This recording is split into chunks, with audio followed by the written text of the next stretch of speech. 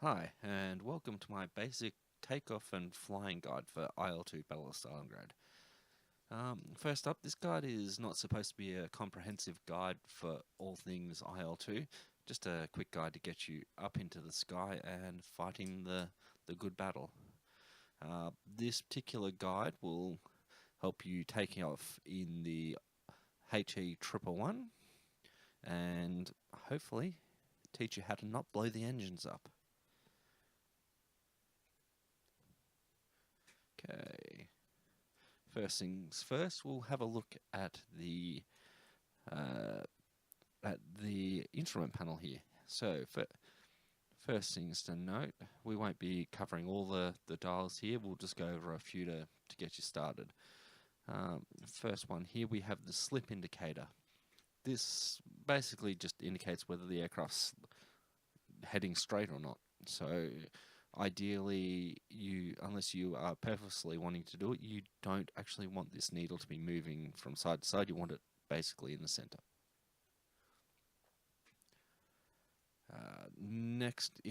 Next dial we'll look at is the airspeed indicator.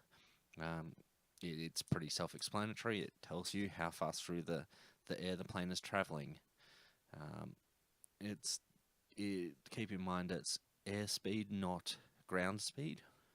So it's a speed that the plane's traveling through the air. Next up, we have the engine RPM and manifold pressure gauges. These we'll come back to as we're going to take off, but essentially these are the things you want to look at so you don't blow your engine up. Next, last on the instrument panel we'll have a look at is the temperature gauges. So the red ones indicate oil temperature, the green ones indicate water temperature. There is one of each for each engine. Generally, you want to keep the temps at around 80 degrees, is what I've found to be the best temperature to set it at.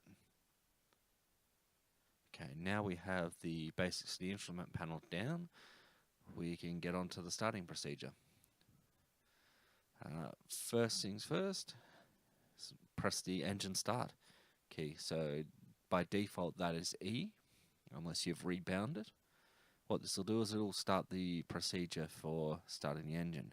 I would recommend that you also throttle back to 0 before you start the engine start procedure, as it will generally just try to move forward with one engine started on you and spin you around in circles if you don't. Okay, so once the engine start procedure is done, your engines will be sitting there running. The first thing we want to do is open up the oil and water radiators. Generally, I use the season as a guide for how open I set the radiators by default. So in summer, I'll open the water radiators up to 50% and the oil radiators up to 25%. In winter, I'll set the water radiators open to 25% and the oil radiators open to 12%. So once we've got that done, we need to keep an eye roughly on the temperature gauges, just to make sure they stay close to or around 80 degrees. Right, next up we have the engine RPM. We want to set that to, not the engine RPM, the propeller RPM. We want to set the propeller RPM to 100%. Once we have done that, we are ready to start taxiing. So have a look around, make sure you're not going to run into anyone if you start rolling forward. Then we start throttling up. Once the throttle is up, you'll start moving forward. You use a combination of rudder and foot brakes, toe brakes, to steer yourself towards the runway. Once we are lined up on the end of the runway, we will want to lower the flaps to around 30 to 35%. This is what I've found to be the best percentage for takeoff. make sure we're clear to take off. Have a look around again, make sure that there's nothing coming in to land on you or anything like that. Then we slowly throttle up to 100%. Keeping an eye on the slip gauge to make sure we're not only looking like we're going down the runway straight, but we actually are. Now we'll need to get to a speed of around 160 to 180 kilometers an hour to lift off. I generally wait till I get to around 200 before I start lifting off. So reach that speed, and once we get that speed, we can start gently pulling back on the stick to lift off. Once we are off the ground, we want to, as quickly as possible, start raising the landing gear, throttle back to 75 to 85%, and then we also want to bring the propeller RPM back to around 85% as well. This will put the engines into what's known as climb mode, and you can maintain climb mode for around 30 minutes.